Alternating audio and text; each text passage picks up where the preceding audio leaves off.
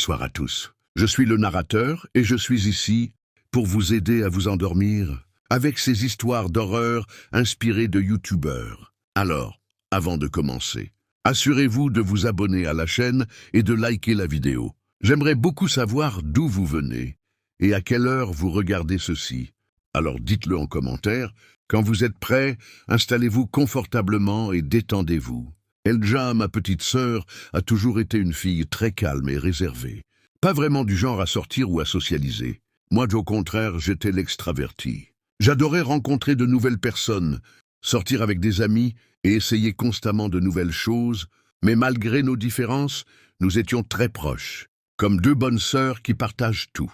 Un de nos points communs, c'était l'amour pour les animés, les jeux, vidéos, le cosplay et toutes ces choses qu'on aimait beaucoup toutes les deux. Après avoir emménagé ensemble dans un appartement juste après le lycée, Elja m'a lancé une de ces idées qui semblent folles sur le moment, mais qui d'une certaine façon finissent par coller. Elle m'a dit qu'elle voulait devenir VTuber, c'est-à-dire faire des lives, avec un avatar numérique au lieu de montrer son vrai visage. Pourquoi ? Eh bien, d'après ce qu'Elja m'a expliqué, l'idée était qu'elle puisse créer du contenu sans avoir à se montrer en personne, grâce à un personnage virtuel, et ainsi éviter les jugements familiaux, l'insécurité et tout ce qu'on peut imaginer. Je l'ai soutenue à 100%, car je savais que ce qui lui coûtait le plus, c'était justement de sortir et de socialiser en vrai. Donc cette méthode était parfaite pour elle. En plus, elle avait toujours été douée pour le dessin, ce qui était un autre atout. Ce même après-midi, on s'est assis ensemble pour concevoir son avatar qu'on a appelé Suzaki. C'était une fille transférée au Japon, moitié américaine, qui ne parlait pas japonais, mais qui faisait des efforts pour apprendre, et parfois, dans ses lives, elle faisait de petites introductions dans cette langue. Je ne pouvais pas nier que l'idée était plutôt ingénieuse. Je l'écoutais et je pensais, c'est génial, ça vaut le coup d'essayer. Suzaki était tout le contraire de ma sœur, en termes de personnalité. C'était une fille pleine d'énergie, avec des cheveux bouclés et d'un rouge éclatant, qui saluait toujours les spectateurs avec un enthousiaste « Salut les gars !» ce qui donnait une touche adorable à ses lives. La vraie Elja, en revanche, était une fille silencieuse aux cheveux châtains, qui passait généralement ses journées dans le calme, presque cachée, un peu comme un personnage secondaire dans l'histoire des autres. Et pour rendre son personnage encore plus attachant en ligne, on a téléchargé un programme qui modulait sa voix en direct. Elle paraissait plus aiguë et mignonne, ce qui donnait à son avatar ce petit charme rigolo et adorable. Comme un vrai personnage d'animé. Elja semblait vraiment apprécier tout ça et je l'ai toujours soutenue en respectant son espace. Quand elle était en live, j'évitais de faire du bruit et parfois, je lui envoyais juste un message pour lui dire que le dîner était prêt, sans jamais interrompre son stream. Le problème, c'était notre voisine. Une vieille grincheuse qu'on va appeler Lee. Elle vivait juste à côté, et elle ne nous aimait pas du tout. Ou du moins, c'est ce qu'il semblait. C'était une femme d'environ 50 ans, la peau pâle couverte de verrues, aux cheveux gris et crépus, et au visage constamment crispé dans une grimace d'énervement. Toujours les sourcils froncés, au point qu'elle faisait presque peur à regarder. Mais en réalité, ni nous ni personne d'autre ne lui prêtions vraiment attention, car l'isolation acoustique de notre appartement était bonne, et on n'entendait presque rien, venant de chez nous, mais elle, si. De temps en temps, elle m'arrêtait, dans le couloir, pour se plaindre du bruit qu'Elja faisait soi-disant pendant ses streams en tant que Suzaki. Elle ne prenait même pas la peine de venir frapper à la porte. Elle se mettait à crier à distance et à râler, comme si on devait lui obéir sans discuter. Je faisais semblant de l'écouter, car personne d'autre ne se plaignait, et en vérité, je pensais surtout qu'elle cherchait une excuse pour nous embêter. J'ai toujours eu l'impression que Lys n'aimait personne de plus, jeune qu'elle, et qu'on l'agaçait juste à cause de ça. Un jour, juste avant de partir en voyage d'affaires, j'ai eu cette sensation étrange que quelque chose de bizarre allait se passer. En me préparant à partir, j'ai demandé à Elja si elle pensait qu'elle allait bien se débrouiller seule. Et elle m'a répondu que oui, que sa carrière de VTuber commençait à décoller et qu'elle allait pouvoir subvenir à ses besoins grâce aux dons. Ça m'a vraiment fait plaisir pour elle. Mais je lui ai quand même laissé un peu d'argent dans un tiroir. Et je lui ai conseillé de faire attention à Lys, de l'éviter autant que possible. Ne t'inquiète pas, lui m'a-t-elle répondu avec un sourire. Je sais comment gérer ça. Je ne suis pas stupide. Ensuite, on s'est dit au revoir avec une brève étreinte avant que je parte, ma valise pleine de vêtements à la main, en route pour le travail. La semaine a été un vrai cauchemar.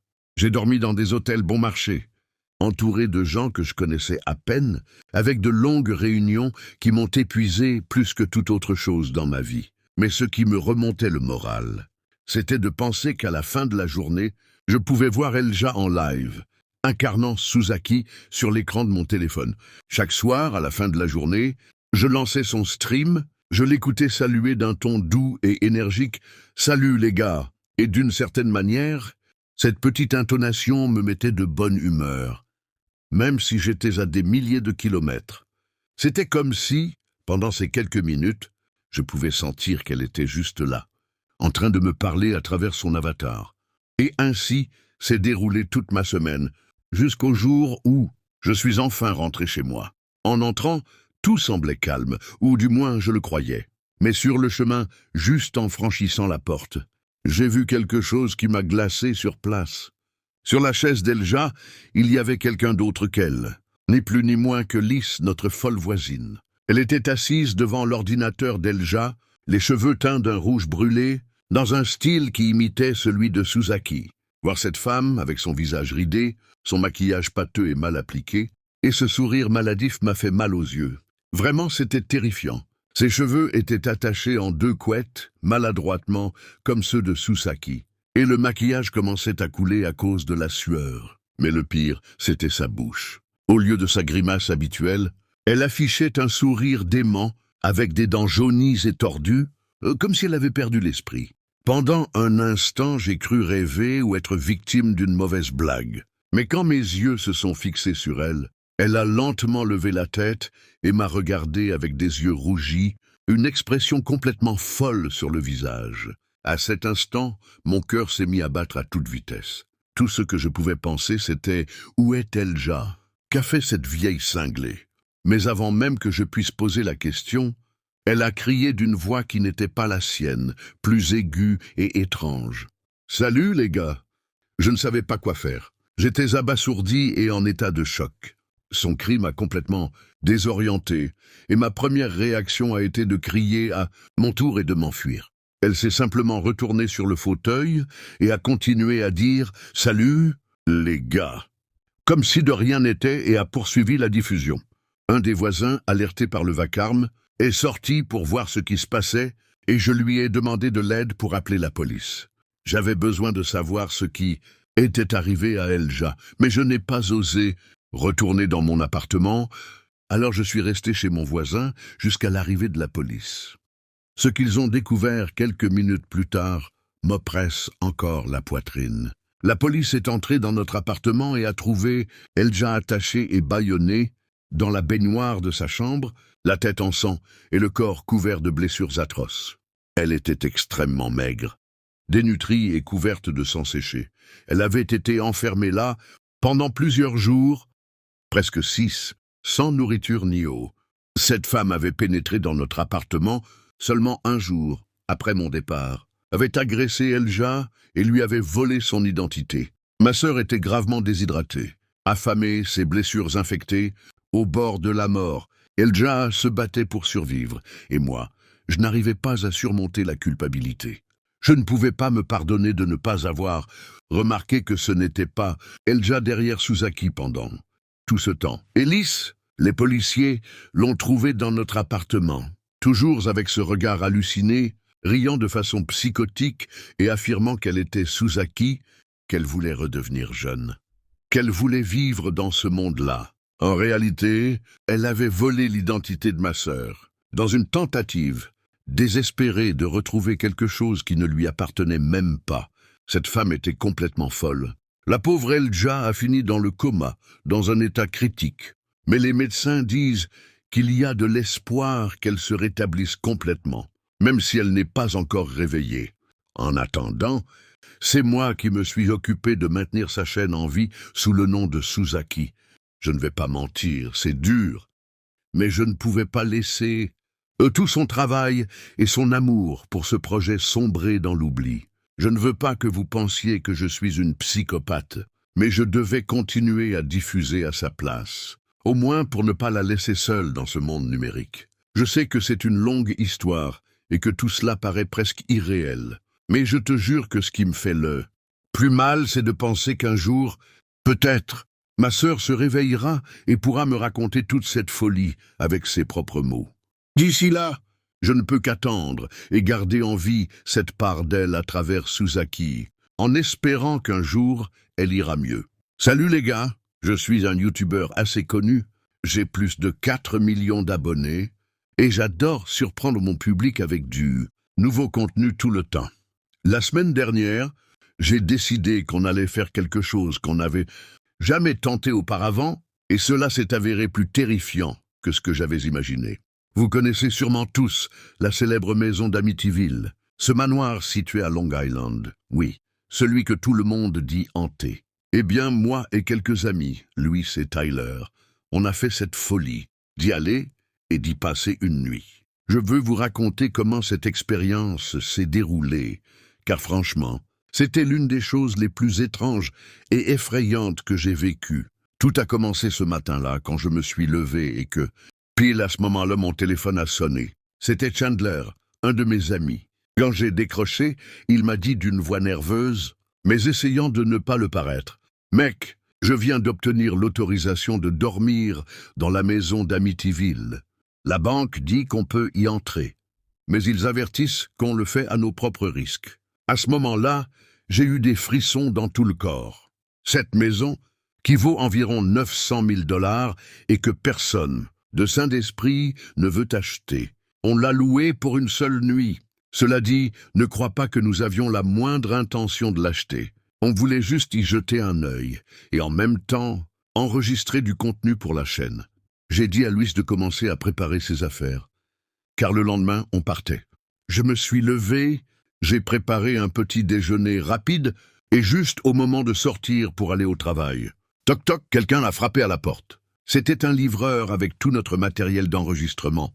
Caméra à vision nocturne, talkies-walkies de type professionnel, écouteurs à réduction de bruit et un détecteur de température, qu'on avait déjà utilisé je ne sais combien de fois pour ce genre d'affaires. L'idée de base, c'était que s'il y avait un esprit dans la maison, il ferait probablement chuter la température ou créerait un froid extrême, ce qui est un des signes les plus courants d'activité paranormale. Je ne sais pas si ça marche, mais il fallait bien tenter quelque chose, non?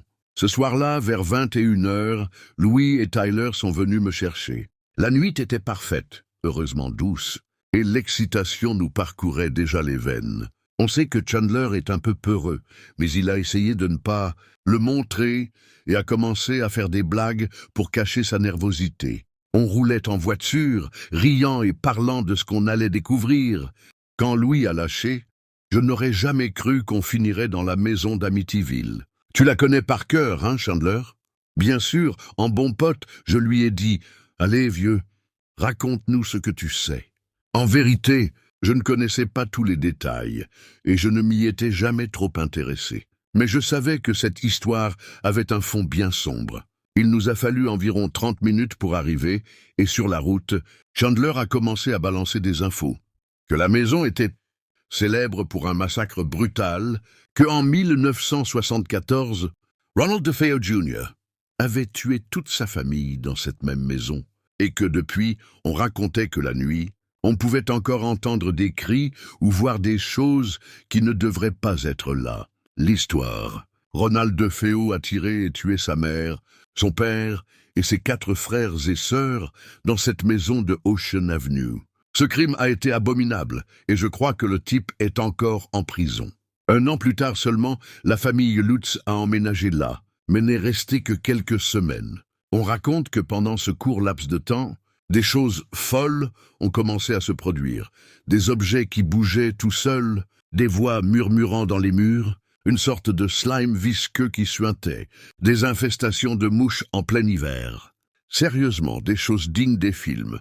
L'histoire dit qu'ils ont vu des démons, des forces invisibles les attaquer. Et certains témoins jurent que la maison semblait vivante et prédatrice. Après leur départ, la maison est restée vide pendant des années.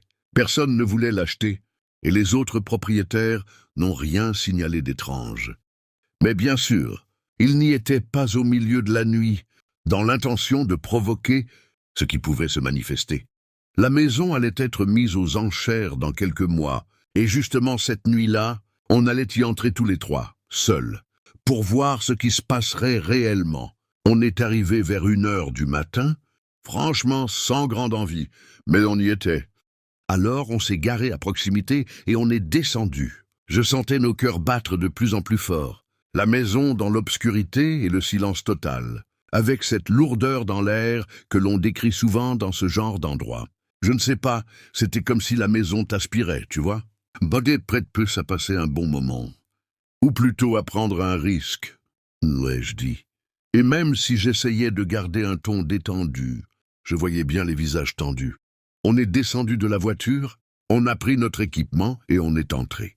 La maison était immense, avec cette impression qu'elle avait été abandonnée depuis 1000 ans. Avant de monter à l'étage, j'ai dit aux gars, rappelez-vous que dans les histoires, on a trouvé ici les corps de toute la famille de Féo, allongés dans leur lit, face contre le matelas. La légende raconte qu'ils ont vu des choses encore pires. Chandler m'a regardé et m'a dit « Quoi ?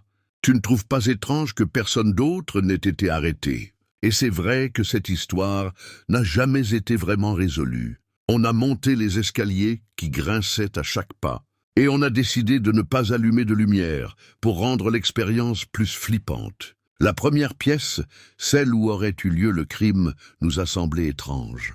On l'a filmée, et honnêtement, rien n'était visible à l'œil nu. Mais on sentait une densité lourde dans l'air, une présence presque palpable. Soudain, Chandler a eu une idée complètement folle. Et si on faisait un défi? On reste chacun seul, 5 minutes dans cette pièce, dans l'obscurité et le silence total. Et celui qui tient le plus longtemps peut demander ce qu'il veut. On a tous accepté, et il est passé en premier. Chandler a fermé la porte sans trop y penser, et nous sommes restés dehors à compter les minutes. Au début, il ne se passait presque rien, juste le silence. Mais au bout de quelques secondes, la température a commencé à chuter et l'air est devenu glacial. On l'a tous senti, mais personne n'a rien dit, même si les frissons nous traversaient. Puis alors que Chandler était là depuis environ 1 minute et demie, la poignée de la porte a commencé à bouger lentement, comme si quelqu'un appuyait dessus, puis la relâchait brusquement. On s'est tous retournés, choqués, et avant même de comprendre, Chandler s'est mis à hurler comme un fou. Mais ce n'étaient pas des cris ordinaires. C'étaient des hurlements, de terreur pure, déchirants, impossibles à simuler. La panique nous a envahis, et on s'est rué sur la porte pour essayer de l'ouvrir. Mais c'était impossible. On aurait dit que quelqu'un la tenait de l'intérieur. Quand on a enfin réussi à entrer, on l'a trouvée étendue sur le sol, ma pâle comme le brouillard, en état de choc. C'est là qu'on a entendu un coup de feu venant de cette même pièce. Et on s'est plaqué contre le mur. Avec une lampe, on a vu des corps ensanglantés sur le lit, identiques à ceux que DeFeo avait tués. Une scène d'horreur qui nous a laissés paralysés. En quelques secondes, on s'est enfui en courant comme des âmes en peine, sans jamais regarder en arrière. Sur le chemin du retour, aucun mot ne sortait. On n'entendait que nos respirations haletantes, brisant le silence. Soudain, Louis a chuchoté « Tu as vu la poignée? Elle a bougé à 3h15, exactement l'heure où DeFeo a commencé à tirer. » On est tous restés figés, hantés par cette coïncidence. Cette nuit-là, j'ai compris que certains lieux ne sont pas seulement hantés, ils emportent aussi une part de toi. Depuis, chaque fois que j'y repense, un frisson me parcourt et ne me quitte jamais. Et je me demande encore, qu'est-ce qu'on a vraiment vu cette nuit-là? Chandler dit qu'il a commencé à hurler parce qu'il entendait des tirs et des cris autour de lui, sans rien voir. C'est la chose la plus terrifiante que j'ai vécue en toutes mes années sur YouTube. En tant que simple fan, j'ai vu émerger une foule de talents sur YouTube, chacun avec son style et sa personnalité. Mais il y en a une que je n'oublierai jamais. Je l'ai découverte un dimanche soir comme les autres, en surfant sur des pages wiki à la recherche d'une VTuber que je n'avais pas encore vue. Et soudain, elle est apparue, Madame Myriam. Le design de son avatar était adorable, comme une fillette d'anime, avec de grands yeux bleus expressifs et des cheveux bouclés d'un brun clair. Mais ce qui attirait vraiment l'attention, c'était son costume, super voyant. Elle portait une tenue typique de voyante, un chemisier médiéval, avec un décolleté prononcé, un gilet violet orné de chaînes dorées, digne d'un film de fantasy, et plusieurs médaillons suspendus en forme de symboles, occultes comme des talismans magiques. L'ensemble était étrange, mais vraiment marquant. Impossible de ne pas le remarquer. Ce qui la rendait différente des autres VTubers, c'était son thème. Une voyante. Je n'avais jamais vu ça. La plupart du temps, les VTubers sont des vampires séductrices, des filles furieuses, des personnages comiques ou déjantés, mais une voyante, ça c'était nouveau. Et c'est justement ce qui m'a captivé. En plus, j'ai vu qu'elle avait plus de 70 000 abonnés en quelques mois, ce qui est complètement fou pour une chaîne indépendante. Ce n'était pas une chaîne énorme, avec des millions. Mais à son niveau, une telle croissance était presque impossible. J'ai cliqué sur sa chaîne et j'ai vu qu'elle était en direct à ce moment-là. Le nombre de personnes dans son chat m'a stupéfié, plus de 30 000.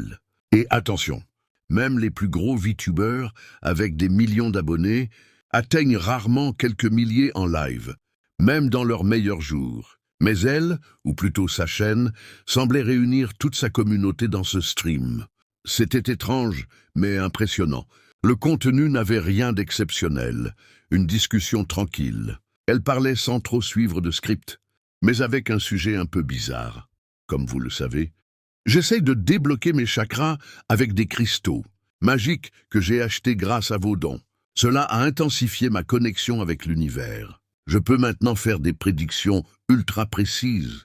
Juste pour vous, mes abonnés, disait-elle. Ça m'a paru bizarre, mais ça collait bien avec son personnage de voyante, alors je n'y ai pas prêté plus d'attention. Je la laissais dans une fenêtre pendant que je faisais autre chose. Et au milieu de la diffusion, j'ai vu quelqu'un faire un don important. 200 $ dans le chat. Et la fille a lu à voix haute « Bonjour Madame Myriam, j'ai raté le dernier live. Alors je te donne le double de ce que je donne habituellement. Je voulais juste une petite consultation. Un conseil pour que mon crush me remarque ?» Le pseudo du message était quelconque, un nom ridicule typique de ce genre de chat. Mais ce qu'elle a répondu m'a laissé sans voix. « Eh bien, Sébastien, dit-elle calmement, je ne pense pas que Cindy va s'intéresser à toi de sitôt, vu qu'elle a déjà un copain. » Le chat a explosé en rire, en emoji, en message de surprise. J'étais paralysé. Comment connaissait-elle le vrai nom et la situation amoureuse de quelqu'un qu'elle ne connaissait même pas? C'était étrange, très étrange. J'ai arrêté ce que je faisais et j'ai commencé à l'écouter attentivement. Elle a continué avec cette voix calme mais mystérieuse. « Mais il y a un moyen de régler ça, » poursuivit-elle. « En fait, tu connais son copain. C'est un type qui bosse au bureau un peu plus loin que ton propre cubicle. Il s'appelle Chris, pas vrai? Mais t'inquiète, si tu veux te débarrasser de lui, tu n'as qu'à faire ce que je dis. Demain, tu vas au bureau et tu bois 3 grands verres d'eau de la fontaine. N'oublie pas de le faire avant que les autres n'arrivent. » Là, j'ai eu un choc. Je m'attendais à un conseil banal du genre « Sois plus confiant » ou « Il y a plein de poissons dans la mer ». Mais cette recommandation était complètement dingue et sans aucune logique. Quel était le rapport avec boire de l'eau de la fontaine? Un rituel paranormal? Une blague? Je n'ai rien compris. Et le pire, c'est que le chat s'est rempli de commentaires, louant sa sagesse et souhaitant bonne chance à Sébastien pour qu'il parvienne à piquer Cindy à Chris. J'ai fermé le live en me disant que tous les fans de cette fille devaient être aussi étranges qu'elle. Mais quelque chose me dérangeait beaucoup dans ce qu'elle avait dit, même si je ne voulais pas l'admettre à ce moment-là. C'est que je connaissais un Chris dans la vraie vie, avec qui une Cindy sortait. C'était de mes collègues au bureau, et parfois, quand on n'avait pas trop de boulot, on papotait près de la fontaine. Et cette femme, avec son avatar, avait décrit exactement cette relation en répondant à une question qui, en plus, ne s'adressait même pas à elle. Évidemment, c'était une coïncidence. C'est ce que je me suis dit, et j'ai oublié l'affaire. Mais le lendemain, en arrivant au travail, quelque chose de bizarre s'est produit. En marchant dans le couloir, j'ai vu de la fumée sortir de l'une des fenêtres au loin. Et quand je suis arrivé à l'entrée, mes yeux se sont écarquillés. Il y avait des pompiers partout, une douzaine en tout, essayant d'éteindre un incendie qui venait d'éclater à l'étage où je travaille. La scène était surréaliste, des gens couverts de suie, sur des brancards, évacués du bâtiment. Et là, le pire, j'ai reconnu l'un des blessés qu'ils transportaient en civière. C'était Chris, mon ami, mon collègue, mais ce n'était plus le Chris que je connaissais. C'était son corps, mais brûlé, défiguré par les flammes. Son visage était couvert de brûlures. Ses bras, surtout le gauche, complètement carbonisés, avec des veines bleues et des os visibles à travers la peau calcinée. C'était difficile à regarder, mais il n'y avait aucun doute. C'était bien la personne dont la voyante avait parlé pendant son stream. Je me suis approché d'un des pompiers dans l'espoir de comprendre ce qui s'était passé. Et quand je lui ai posé la question, je n'arrivais presque pas à croire ce que j'ai entendu. « Un terrible accident ?» m'a-t-il répondu d'une voix grave. « Il n'y a pas grand-chose à savoir. Certains témoins disent que le concierge a essayé de remplir la fontaine, mais a glissé et, en tombant, a renversé de l'eau sur une prise défectueuse. On a entendu une étincelle, et voilà le résultat. Je ne comprenais pas. Comment un incident aussi simple et aléatoire avait-il pu provoquer un tel désastre? La logique n'avait aucun sens. C'était absurde. Et c'est à ce moment-là, alors que j'essayais de digérer ce que je venais d'apprendre, que j'ai vu Cindy dans l'escalier, en larmes, complètement dévastée, dans les bras d'un gars que je connaissais du bureau, mais dont je n'avais jamais retenu le nom. Elle lui parlait en sanglotant, clairement anéantie, et mon cœur s'est arrêté quand je l'ai entendu dire « Merci Sébastien ». C'est là que j'ai compris. À ce moment précis, j'ai senti que le monde tournait autour de moi. C'était le même prénom que celui que la voyante avait mentionné lors de son stream. Ce ne pouvait pas être une coïncidence. Cindy, Chris et maintenant Sébastien. Elle savait tout. C'était comme si elle avait tout prédit, comme si elle possédait un vrai pouvoir. Et là, un frisson glacial m'a traversé de la tête aux pieds. Je suis resté là, figé entre l'incrédulité, l'angoisse et la peur. L'image de cette fille dans son avatar, balançant des phrases insensées pendant son live, était devenue comme un avertissement, un présage. Et la tragédie qui a suivi cette nuit m'a hanté dans mes cauchemars pendant longtemps. Je n'ai jamais revu la voyante, et je n'ai pas non plus cherché à en savoir plus. Je ne voulais tout simplement plus rien avoir à faire avec ça. J'en avais la frousse.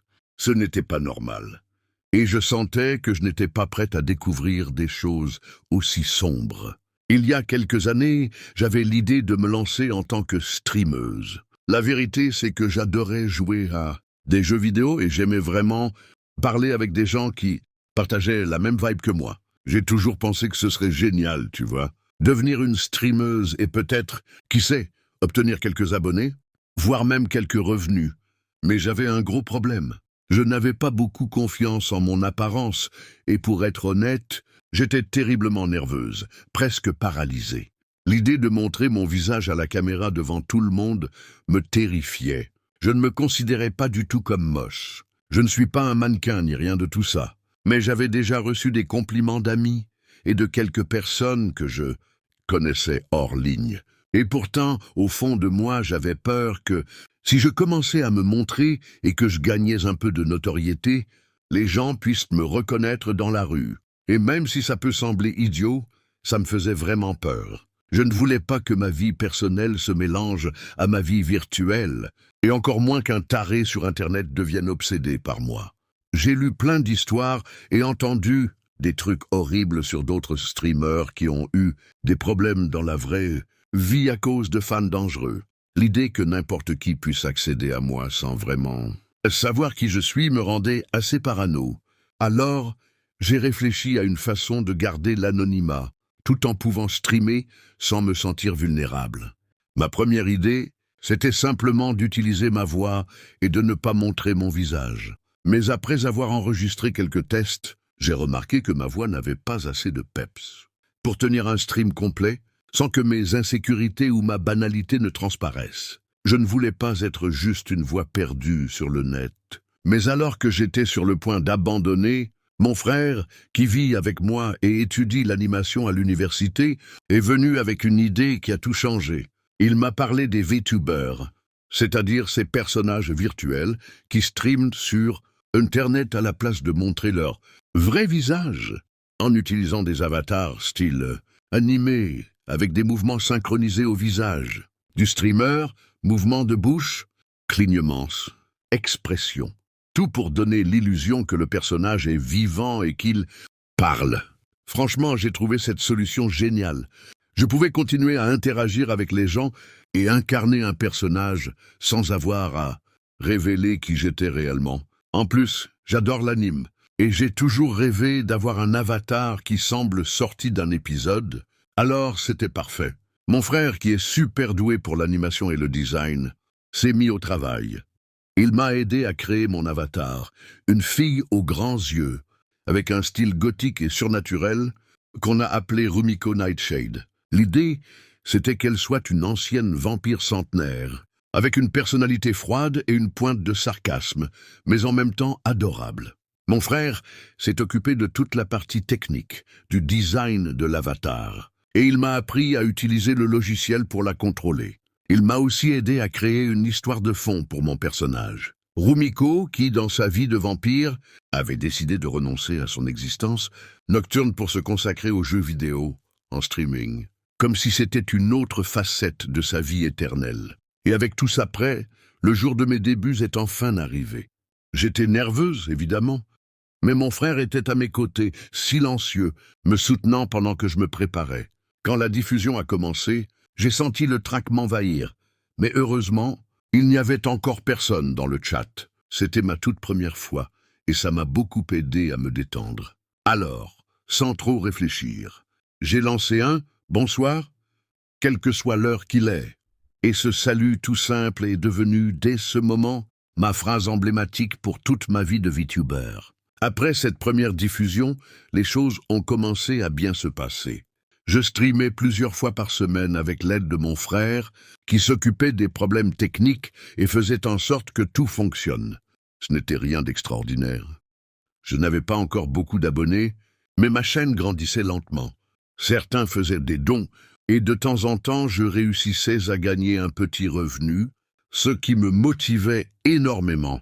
Tout semblait bien parti, jusqu'à ce qu'un jour, cette tranquillité prenne fin sans prévenir. C'était un après-midi comme les autres. Je streamais un jeu en ligne, jouant avec quelques spectateurs présents dans le chat. Parmi eux, il y avait quelqu'un qui me soutenait toujours et faisait souvent de gros dons, jamais moins de 100 $. Appelons-le Donny, pour ne pas révéler son vrai nom.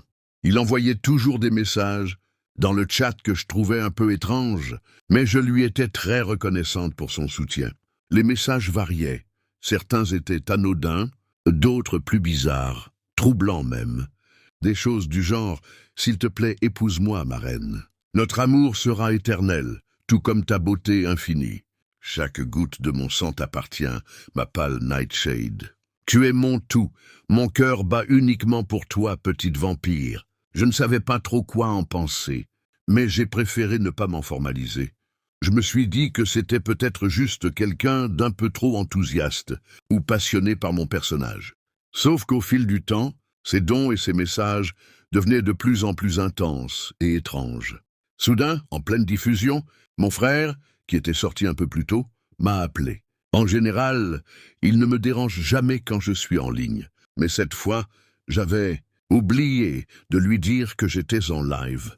Je lui ai répondu discrètement par message pour qu'il sache que j'étais en plein stream, et il a arrêté d'insister. Ce que je n'avais pas prévu, c'est que l'appel a été capté clairement par mon micro et que tout le monde dans le live a entendu sa voix. Aussitôt, le chat s'est rempli de questions et de messages. C'était qui? Quelle est cette voix? Et sans réfléchir, un peu tendu, j'ai répondu « Non, ce n'est rien ».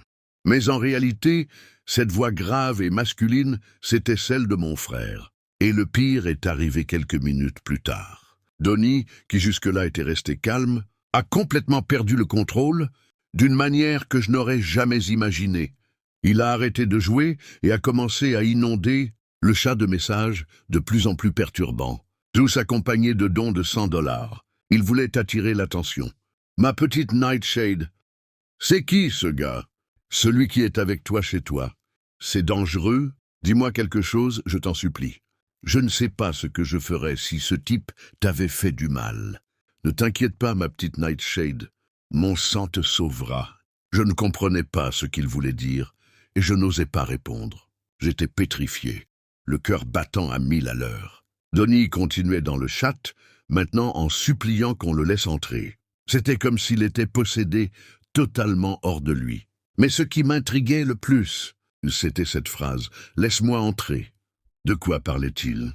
Mais je n'ai pas eu le temps d'y réfléchir. Des coups violents ont commencé à résonner à la porte d'entrée. Il ne me faisait encore rien, mais il était en train de briser ma tranquillité. Depuis ma chambre, j'entendais la personne hurler et frapper, de plus en plus fort, de plus en plus frénétique, en me suppliant de lui ouvrir. Petit cocu, mais qu'est-ce qui est en train de se passer? Me suis-je dit, et soudain j'ai reconnu clairement sa voix. Ma petite Nightshade, ouvre-moi. Ne fais pas l'idiote. Je n'arrivais même pas à répondre. Mon cœur battait si fort que je n'entendais presque plus rien. J'ai juste essayé de rester calme, en réfléchissant à ce que je devais faire. J'ai saisi mon téléphone pour appeler la police, et juste à ce moment-là, j'ai jeté un œil par le judas de la porte. De là, j'ai vu un garçon qui m'a paru répugnant, avec de longs cheveux noirs emmêlés, le visage pâle et couvert de boutons infectés. Son sourire était affreux, avec des dents jaunies et tordues qui ressemblaient à un masque de cauchemar. Son image est restée gravée dans mon esprit, et à ce moment-là, cette expression déformée était la pire scène d'horreur que j'ai jamais vue de ma vie. Alors, il m'a regardé et a esquissé un sourire d'une oreille à l'autre. C'était terriblement étrange, complètement dérangé, mais le pire restait à venir. Dans un geste que j'ai encore du mal à comprendre, il a levé un couteau et a commencé à se tailler les poignets avec une brutalité choquante, laissant une flaque de sang couler sous la porte, comme s'il s'agissait d'une sorte d'offrande. Mon cœur s'est arrêté pendant qu'il faisait ça, ses yeux injectés de sang ne cessant de me fixer à travers l'entrebâillement. Je suis resté complètement paralysé. Je n'ai pas crié, je n'ai pas couru, je n'ai rien fait, j'étais simplement là, debout, regardant ce garçon, se vider de son sang dans un état de choc total. C'est à ce moment-là que j'ai vu les gyrophares bleus et rouges se garer devant l'entrée, et ce n'est qu'à cet instant, lorsque j'ai senti ce sang chaud toucher mes pieds nus, que j'ai compris que je ne pouvais plus rester figé. J'ai ouvert la porte et j'ai couru vers la police, qui tenait déjà Donnie et appelait une ambulance. Je leur ai raconté tout ce qui s'était passé. Il s'est avéré que ce garçon, Donnie, vivait dans la même ville que moi, et il m'est alors apparu évident qu'il avait traqué mon adresse, IP, pour venir jusqu'à moi. Ce type était complètement dérangé, obsédé par moi, oui, mais aussi profondément malade. D'après ce que j'ai compris par la suite, il pensait que j'étais réellement une sorte de vampire d'anime et que tout cela faisait partie de son monde. Depuis cette nuit-là, j'ai décidé de ne plus jamais me montrer en ligne. Mon frère dit que ce n'était pas ma faute, mais au fond de moi, je pense que ça l'était peut-être un peu. Il m'a soutenu, mais peut-être n'a-t-il jamais réalisé à quel point ce soutien nourrissait aussi le danger. Je n'ai plus jamais refait de stream, et depuis, Rumiko Nightshade appartient au passé, mais cette scène de cette nuit-là continue de me hanter. Ce regard fou, ce sang, et cette sensation que certaines personnes franchissent des limites qui ne devraient jamais être franchies. Tout a commencé avec elle, cette déesse qu'on appelait Lunacrypt. Rien qu'entendre. Son nom me donnait des frissons. Honnêtement, je ne sais pas ce qui était pire. Son nom, ou la sensation que j'ai eue en la découvrant. C'était une nuit comme une autre, une de ces nuits où l'insomnie te ronge l'esprit et t'amène au bord de l'effondrement. Je me souviens que ce soir-là, je suis tombé sur une recommandation sur les réseaux. Une vidéo intitulée « Transformation complète ». Cosplay de Lady Dimitrescu. Par curiosité, j'ai cliqué, et là je l'ai vu. Ça a été comme une décharge électrique dans tout mon corps. Sa chevelure noire, brillante, dense, ses yeux sombres et profonds, plus proches d'un tableau maudit que d'une simple personne. Et ce corps, Mon Dieu, plus qu'un déguisement, c'était comme si elle incarnait la créature elle-même, quelque chose de magnétique et terrifiant à la fois. La façon dont elle bougeait les lèvres, dont elle riait, la manière dont elle posait pour la caméra, comme si elle savait que je la regardais, comme si elle m'avait au creux de sa main. Tout m'a captivé. J'ai mis pause à cette vidéo, puis, comme un possédé, j'ai cherché tous ses contenus, dévorant sa chaîne toute la nuit, apprenant par cœur chaque clignement, chaque soupir, chaque infime expression. À partir de ce jour, elle est devenue mon monde. Je n'étais pas juste un fan, c'était autre chose. Je suis sûr qu'elle le sentait. Dans ses vidéos, dans ses histoires, il y avait quelque chose, un message secret, adressé à moi. Je suis tombé amoureux, profondément. Payer cette somme indécente sur Patreon m'a semblé naturel. Lui envoyer de l'argent, acheter ses photos exclusives, tout pour être plus proche. J'ai même eu la folie d'acheter une mèche de ses cheveux lors d'une vente aux enchères. Oui, 200 $. Et chaque centime en valait la peine, car dans cette chevelure, je croyais qu'il y avait un peu de son essence. Cette magie qu'elle seule possédait. J'avais tout d'elle, ses vidéos, ses messages, ces gestes que je connaissais comme un manuel sacré. Je la connaissais mieux que personne. Dans ma tête, elle me connaissait aussi. Elle me répondait dans ses silences, dans ses chuchotements nocturnes. C'était un amour malade, mais pour moi, elle était tout. Jusqu'au jour où cette routine parfaite a commencé à s'effondrer. Un jour, lors d'un de ses streams, Luna Crypt a dit quelque chose qui m'a glacé le sang, avec sa voix douce, pleine de tendresse. Elle a dit « Je sors avec quelqu'un, il est très spécial pour moi. Nous n'avons pas beaucoup de temps, mais je l'aime déjà. » Ces mots m'ont brisé en deux. Puis elle a montré une photo.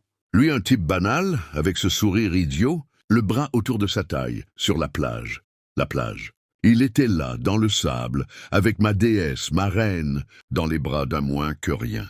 J'en suis resté figé, incapable d'y croire. Elle, ma lune, dans les bras d'un autre. Une partie de moi s'est effondrée à cet instant. La rage et la jalousie ont commencé à me consumer. Je n'ai pas dormi pendant 3 jours. Je ne faisais que penser à cet imbécile qui la possédait, à elle qui lui appartenait désormais.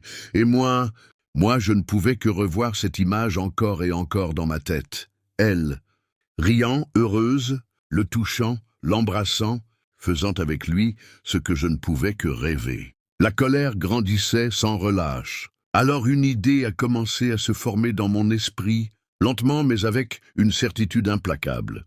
Ce n'était pas un éclair de folie soudain, non. C'était d'abord des pensées, de petites visions tordues de ce que ce serait de le suivre, de lui faire du mal. Des images en boucle, moi le frappant sans m'arrêter, lui enfonçant quelque chose, un couteau peut-être. Mais j'ai compris que c'était trop simple. Trop facile, il devait comprendre. Oui, comprendre que Luna ne lui appartenait pas et ne lui appartiendrait jamais. Qu'elle était à moi, qu'elle serait toujours à moi, quoi qu'il arrive. Alors j'ai passé des jours à l'observer, à le traquer à distance. J'ai découvert des détails stupéfiants. Il quittait le travail à 18 heures, allait à la salle de sport les mardis et jeudis, et chaque week-end, il dormait chez elle, ma déesse, à la toucher, à l'embrasser, à tout faire avec elle. Rien que d'y penser, j'avais mal à l'âme et au corps.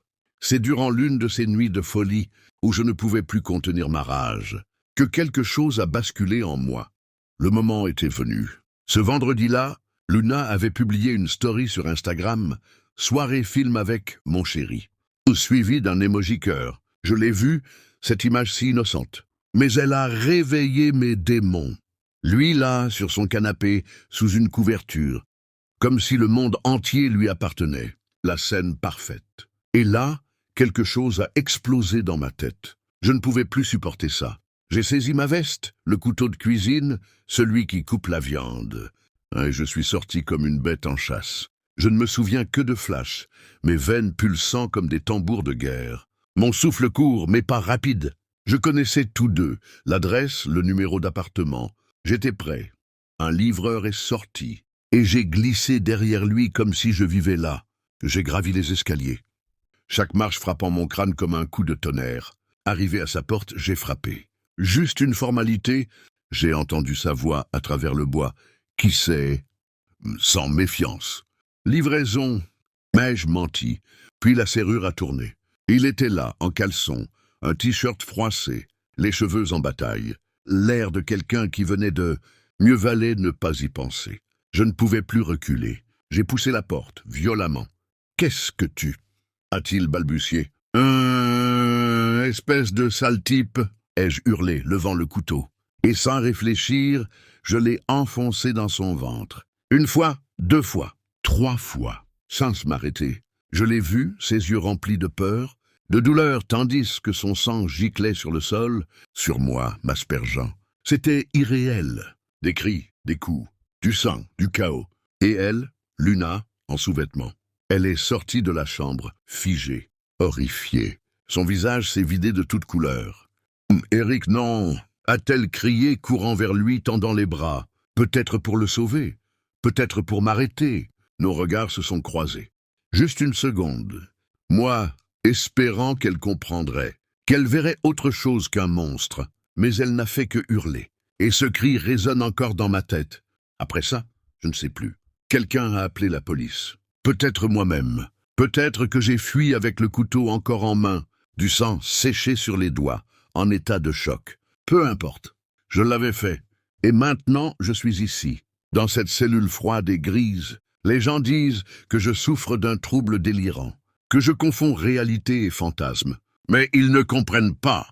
Pour moi, tout cela était vrai, nécessaire. Semaine après semaine, Luna poste des vidéos en pleurs, parlant de deuil. Je la regarde. Et je sais qu'au fond d'elle, elle me reconnaît. Je le vois dans ses mots, dans ses yeux tristes. Mais moi, je sais quelque chose d'autre. Je connais la vérité. Et cette vérité, même si on me traite de monstre, ne fait que confirmer ce que je savais déjà. Elle me remercie. Parce que désormais, plus personne ne peut la toucher. Plus personne ne peut me l'enlever. Et quand je sortirai d'ici, je recommencerai. Pour elle, pour nous, pour cette folie qu'on appelle amour. Parce qu'au fond, elle aussi sait que nous sommes unis. Même si c'est dans un abîme obscur et tordu. Bonjour. Je m'appelle Anthony et je suis un YouTuber spécialisé dans les tueurs en série et les conspirations gouvernementales.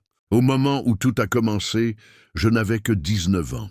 C'était de mes premières vidéos d'exploration urbaine. Mais je savais que j'avais le soutien de mes amis et d'autres explorateurs du paranormal, bien plus établis sur YouTube que moi. Ce sont eux qui m'avaient conseillé de lancer ma propre chaîne, YouTube. Et comme j'étais un garçon plutôt charismatique, ils pensaient que ça pourrait marcher pour moi, à condition de produire du bon contenu dès le départ. Ils avaient promis de m'aider. Ce même samedi, nous avions prévu une exploration urbaine dans un cimetière. Bien qu'il y ait un gardien, le cimetière était immense, et mes amis étaient convaincus qu'on pourrait y filmer quelque chose de spectaculaire. Alors, on s'est tous préparés pour y aller cette nuit-là. Tous mes amis avaient un grand nombre d'abonnés, et pendant la nuit, ils allaient tourner une vidéo pour leur propre chaîne. Ce qui jouait en ma faveur, puisque chacun avait promis de mentionner ma chaîne et d'inviter leurs abonnés à me suivre. J'étais excité. Cette nuit-là, c'était censé être ma grande nuit. À aucun moment, je n'aurais pu imaginer qu'elle deviendrait le pire cauchemar de ma vie. Avant de commencer l'exploration, on s'est tous retrouvés chez Ephraim pour manger des pizzas. C'était lui qui avait la plus grande chaîne et qui avait rassemblé l'équipe pour cette expédition. Je ne connaissais Ephraim que depuis 6 mois, mais on était devenus assez proches. Quand le moment fut venu, nous nous sommes dirigés vers le lieu. Le cimetière était vaste, et nous savions que le gardien restait surtout à l'entrée principale. Le reste du terrain était entouré de murs et de grands grillages. Mais comme le cimetière était très vieux et mal entretenu, beaucoup de sections étaient brisées. Nous avons donc commencé à faire passer nos caméras et enregistreurs à travers les trous. Puis nous sommes entrés un par un jusqu'à ce que les 4 soient à l'intérieur. Cela n'a pris que quelques minutes. Honnêtement, je ne connaissais pas bien le lieu, mais j'avais toujours fantasmé à l'idée de l'explorer de nuit. Je pensais que ce serait amusant, surtout entouré d'amis, que cela m'aiderait à ne pas penser au fait qu'on se trouvait dans un cimetière, mais l'effet fut inverse. Nous étions tous terrifiés. Il y avait une aura étrange, comme si quelque chose n'allait pas, comme si nous dérangions quelque chose qui n'aurait jamais dû l'être. Nous avons continué à avancer, éclairant les tombes effrayantes. Le cimetière semblait en ruine. Beaucoup de mausolées étaient brisés, laissant apparaître des cercueils et des fleurs fanées. Mes amis continuaient à avancer, ignorant la plupart des sépultures, comme s'ils savaient exactement où ils allaient. Mais c'est le comportement d'Éphraïn qui m'a le plus marqué. Il semblait effrayé mais déterminé. Il s'était avancé devant tout le monde. Soudain, nous nous sommes tous arrêtés devant un énorme mausolée. « Voilà, les gars, on y est. Qu'est-ce qu'il y a ici ?» ai-je demandé. « On ne te l'a pas dit? On n'est pas juste là pour explorer un vieux cimetière. C'est ici que repose un enfant qui a été brutalement assassiné en sortant de l'école. Normalement, ses parents venaient le chercher parce qu'il vivait loin. Mais ce jour-là, il sortait plus tôt et ils avaient oublié. Mais Éphraïn n'a pas eu le temps de finir son histoire. Quelque chose a attiré notre attention. « C'est quoi, ça ?» a dit Greg. On s'est tous retournés. Quelque chose. Quelqu'un venait de passer devant le mausolée. Une ombre noire. On a reculé de quelques pas, paniqué, mais les caméras bien levées. « Et tu devrais t'approcher » a lancé Éphraïn. « Pourquoi moi ?»« Parce que t'es le petit nouveau. » « C'est à toi de t'y coller » a ajouté un autre. Je détestais l'admettre, mais ils avaient raison. Ils me faisaient une place dans l'équipe. Ils allaient recommander ma chaîne. La moindre des choses était de montrer du courage. Je me suis approché lentement, et plus je m'approchais, plus j'avais la sensation que je faisais face à quelque chose avec lequel il ne fallait pas jouer. Mais j'ai continué. J'ai pointé ma caméra à l'intérieur du mausolée. « Y a rien ici, les gars. » Quand je me suis retourné, personne ne m'a répondu. Mais ils me fixaient tous avec un regard de panique absolue. Je me suis retourné à nouveau, et elle était là. Une silhouette étrange. C'était une petite fille, mais habillée en mariée. Son visage était entièrement blanc et terrifiant, son corps couvert de sang. Je voulais courir, mais j'étais figé, incapable de bouger. La fille a couru vers moi, et tout ce que j'ai pu faire, c'est fermer les yeux. La peur avait crispé chacun de mes muscles. J'étais incapable de faire un pas. Je suis resté là, paralysé, attendant la suite, mais soudain le silence. Quelques secondes. Puis, des rires. Quand j'ai rouvert les yeux, tous mes amis riaient aux éclats. La fille devant moi ne semblait plus si effrayante. Elle riait aussi, bande de... Je n'ai pas terminé ma phrase, par respect pour mon audience. Mais je l'ai pensé, chaque syllabe. Ce n'était pas un fantôme, ni un zombie, ni un démon. C'était la copine d'Éphraïn. Le caméraman riait lui aussi, tout en continuant de filmer. Et là, j'ai compris. Ce n'était pas pour moi, c'était pour eux. Vous ne faisiez pas ça pour m'aider. Vous vouliez juste poster ça sur vos chaînes. Faire rire les gens à mes dépens. Allez, sérieusement. Tu croyais vraiment qu'on te considérait comme important? T'es qu'un froussard sans talent, mec. Tu deviendras jamais aussi célèbre que nous, a lancé Éphraïn. Greg a ajouté en riant. Hé, hé! Faut pas être si dur avec lui. Ça va l'aider aussi. Tu verras, les gens vont adorer se moquer de toi. C'est ça qui marche sur YouTube, non? Je me suis approché avec l'intention claire de lui en coller une. Mais je me suis figé. Il y avait une ombre derrière lui. Pendant que tous continuaient à se moquer de moi, un adulte s'est approché d'Éphraïn et l'a attaqué avec une énorme machette. Éphraïn a esquivé de justesse. On s'est tous mis à courir. Mais l'homme a lancé la machette, et par malheur, elle s'est plantée dans ma jambe. Mes amis sont restés là me fixant nerveux. Je sais qu'ils auraient pu venir me chercher. Je sais qu'ils auraient pu m'aider, mais ils ne l'ont même pas essayé. Ils ont fui comme des lâches, me laissant là, à la merci de l'homme aux machettes. Quelques secondes plus tard, l'homme était à mes côtés, récupérant son machette encore plantée dans ma jambe. La blessure n'était pas grave, mais elle m'avait complètement immobilisé. J'ai essayé de ramper, sous les yeux de cet homme terrifiant, mais il n'avait aucune pitié. Il a commencé à m'écraser la tête avec son pied, la tournant d'un côté à l'autre, comme si j'étais un vulgaire cafard. « Alors comme ça, tu aimes les blagues? Tu aimes te moquer des morts, c'est ça? Tu aimes me filmer et rire ensuite ?» J'ai tenté de lui dire que je n'avais rien à voir avec tout ça, mais chaque fois que j'ouvrais la bouche, il appuyait plus fort et m'enfonçait la tête dans la terre. « Tu savais qu'il y a une enfant morte ici? La tombe de ma femme est à quelques mètres d'ici. Tu te moquerais d'elle aussi ?» Sa voix était pleine de rage. Et il a levé sa machette, prêt à me l'enfoncer dans le crâne. J'ai cru que c'était mon dernier souffle. Mais à ce moment-là, l'aide la plus inattendue est arrivée. Le gardien du cimetière a hurlé à l'homme de me lâcher. Et soudain, les deux se sont mis à se battre. Même s'il faisait de son mieux pour me sauver, il était évident que le gardien était en train de perdre. Le psychopathe l'a facilement renversé et l'a violemment frappé. Alors, rassemblant chaque once de force qu'il me restait, j'ai bondi vers le fou et je lui ai mordu, la cheville de toutes mes forces. Distrait par la douleur, il a vacillé, et le gardien en a profité pour lui asséner un coup de pierre. Le psychopathe a disparu aussitôt. La police est arrivée peu après, horrifiée par la scène. L'homme a été arrêté pour tentative de meurtre, et à ce jour, il n'est jamais sorti de prison, et je doute qu'il en sorte un jour. Quant à moi, je n'ai plus jamais eu de nouvelles de mes soi-disant amis. Ils m'ont bloqué sur tous les réseaux sociaux, et non plus jamais cherché à me contacter. Mais j'ai gagné un véritable ami, le gardien du cimetière. Il m'a sauvé la vie, et je lui rendais visite de temps en temps, jusqu'à ce que je déménage. Lors de ces visites, il m'a tout raconté sur le psychopathe. Il l'avait déjà vu rôder plusieurs nuits dans le cimetière, armé de ce grand machette, cherchant des victimes imprudentes. Sa véritable identité n'a jamais été découverte, et peu après son arrestation, il a avoué que sa femme n'était pas enterrée là. En fait, il n'avait jamais eu de femme. Ce qui est clair pour moi aujourd'hui, c'est qu'on ne sait jamais sur qui on peut tomber, ni ce qu'on peut vivre un jour ordinaire. Depuis cette nuit, j'ai cessé d'avoir peur des morts. Maintenant, je sais que ce sont les vivants qui me font vraiment peur.